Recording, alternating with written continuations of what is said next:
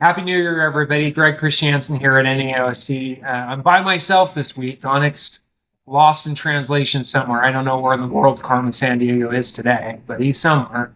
We're going to play Where is Waldo a little bit later, try to find out where he's at. But hey, today I want to go through some of the hot buttons to look for 2025. I've talked about the top 5 things you should look at for recalibrating your advertising practices for 2025. But I really want to kind of give you a state of the union, what I'm seeing right now with the regulatory aspects with the commission and with attorney general's offices, so you can understand what I predict to be some big issues that are going to be coming up in 2025. So let's recalibrate. I'm just going to give you a backed up synopsis. If you haven't joined this podcast before and you haven't attended the podcast we talked about the AMG capital management case, I want to give you a little historical background first before we start.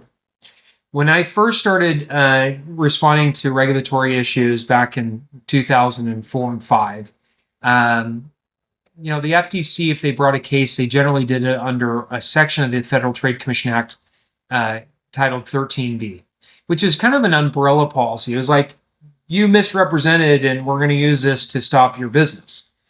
Well, what they used that from the late 70s all the way up to 2021, they would use that provision of the FTC Act to go in, sue companies, get full asset freezes, divest any earnings, and give it back to consumers. And I think 2017 or 2018 or 19, I think it was 2017, they sued a company out of Las Vegas, Nevada called AMG Capital Management. And it wasn't an asset freeze, but they got a huge judgment against them, 250 million-ish or more. It doesn't matter, more money than this guy could pay. So the interesting thing on the attorneys on that case and the defendant did a really smart thing. They appealed on one singular issue. They didn't want to make things too complicated. So they sued on the issue that the FTC did not have authority based on the written statute under Section 13B of the FTC Act to freeze and disgorge assets and to repay consumers. So they made that argument. They appealed from the district court ruling in Nevada to the circuit court that was the Ninth Circuit in California. The Ninth Circuit Court of Appeals looked at this case and said, I think the defendant's right. I look at the plain language of the statute. I don't know how the commission has been getting asset freezes over the last 40 years. There was a separate case that was called Credit Bureau out of Illinois that the federal circuit court in that case, I believe it was the Third Circuit, they looked at it and they said, we agree with the defendant on this case too. I don't know under Section 13B how the FTC has been getting asset freezes on this. So the FTC appealed, and the only appeal from a circuit court is the U.S. Supreme Court. So in February of 2021, there were oral arguments on these cases. They consolidated, they just took the AMG capital management case. They just heard one of the two cases because the rule was going to get taken care of on one of the two. And I watched the oral arguments, and it was interesting because the FTC attorney was up in front of there, and the commission was basically telling the judge asked this question: how often do you use these asset freezes and disgorgements, Section 13B? And he hummed and hawed and said, well, we infrequently use them. And I've looked, you've got like 102 cases and you've used this on 96 of those 102 cases. That's not true, counselor. So in April, unanimously, the U.S. Supreme Court said that the FTC had overstepped their bounds on AMG capital management using 13B to freeze assets and take assets away to pay back consumers. Didn't help all the people in those 40 years, but for us in the future, it helps us. Well, what's the FTC been doing since then? Well, they've been pivoting away from AMG capital management and 13B. The first thing they did is they sent a whole bunch of letters in October 2021 saying, hey, if you violate these orders, we're going to come after you. And I feel like that's kind of died down a little bit. I looked at those and was like, I don't know if that's really going to work. And I haven't seen many of those letters since then. But what they've done effectively since then is two things. Number one, they went through and they said, hey, we're going to go after telemarketing activity. We're not going to focus on Section 13B. We're going to go to Section 19 of the FTC Act, which is telemarketing practices, a specific provision. And we're going to go and get asset freezes and disgorge assets for telemarketing activity. And they've been successful on that over the last 2 years, 2 to 3 years. now 4 years almost for AMG Capital Management. Well, they didn't just leave it to that, because there's a lot of people that don't use high-end ticket sales for telemarketing. Over the last 4 months, I've seen an uptick in cases where they've gotten full asset freezes under the business opportunity rule. We had an episode we talked about the BOR. It's what we call it for short. So a business opportunity is hard to define because the federal statute is not really clear. There are state laws, 23 states in the United States have business opportunity rules, but again, those aren't really clear either. I mean, a lot of states you're kind of guessing, well, if I'm offering training, am I automatically in violation if I don't register as a business opportunity in the state? So for our purposes, and the 4 cases that I'm working on, this is generally the basis. It's, hey, come and set up an Amazon store and we'll show you how to run a business and we'll help you manage it. So not quite turnkey, but pretty close, right? And so in those cases, the FTC has been successful in 3 separate federal courts in getting asset freezes against those companies. So I can at least say, at least from the court's perspective, those are business opportunity rules. Now, are they? I don't know. All I know is my clients don't have the money or resources to fight those, and so they would rather settle the cases than spend millions of dollars fighting. They're not the defendant in AMG Capital Management that has deep pockets. They're in a litigation case where they don't have access to any of their assets. So the purpose of them at this point is to try to settle those cases.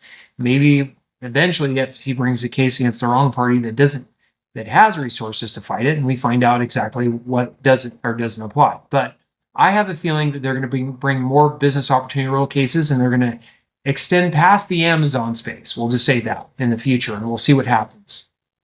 Now, what other things in 2025 should we look at? Well, the FTC just recently amended the telemarketing sales rule. Now, again, that relates to telemarketing activities like in Section 19, but even more so, you have to understand what they're doing. The amendments that were put into place in October of 2024 and really effective this year now, it's effective in December, fully effective in December, requires you, if you're selling to clients over telecom mediums like phones or Zoom one-on-one, if you're doing that, you now also are required to retain certain amount of data. Some of that data includes this is what the requirement is. You have to make sure you retain on hand the name of the telemarketer that's making the call, the phone number they called from, the phone number they called, the client they called, and then the product they offered on that call. Because I have a lot of clients that change what the products are over time, you got to make sure that if it was January 1st, 2025, and Bill Jones called client Bill Smith, they have to make sure the numbers they called from, numbers they called to, and then what they offered them. And you have to now keep that for 5 years. So looking at this amendment of the rule, I don't have to be a prophet or a seer or a fortune teller to tell you that my guess is you're going to have some investigations that are going to start in the next 3 or 4 months. And they're going to ask those companies whether they retain that type of data. And if they don't have those data, it's going to be a laydown win for the FTC with the new amendments. So what I see as an uptick in 2025 is a few things. I think that you're going to see more business opportunity rule cases pop up that you're going to hear about. You're going to see more telemarketing violation cases that are going to pop up. And I think you're going to see some investigation and lay down wins for the FTC under the telemarketing sales rule, because I don't believe the clients or companies are going to understand the changes were made and follow them. So I know that 2025 is an exciting new year for a lot of us as marketers, right?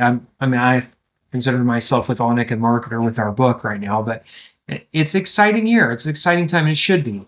But here's what I always say, right? The best way to stay out of regulatory problems is to understand compliance principles and follow those to the T. I've just gone through some things you need to be concerned about. If you're making telemarketing sales, you've got to make sure that the representations on those sales are accurate. The client has the right net impression when they walk off that sale. That you're not misrepresenting things. You're not creating false urgency or giving earnings claims that aren't substantiated or are typical. You're not giving an expectation to a client of a certain result that there's no way they can meet because you couldn't guarantee that in the first place. You've got to make sure that if you're selling something that seems turnkey, that you're not violating the business opportunity rule. And if you need to file proper disclosures and give disclosures to your clients, you're doing that. And lastly, you got to make sure if you're doing telemarketing calls, Zoom, telephone, that if you're doing those, you're retaining the data that I went through for a period of at least 5 years. And those things are going to be deal breakers for you if you're failing to do those. So hopefully today I've given you some insight of what to do. Those are some things you should look at.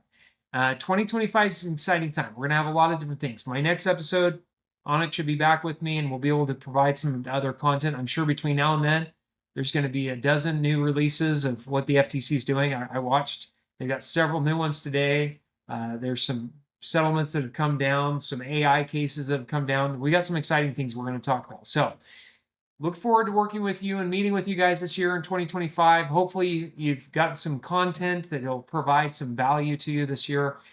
Look forward to meeting with you. So I'm going to let everybody go. Have a good day, and we'll look forward to you for our next podcast.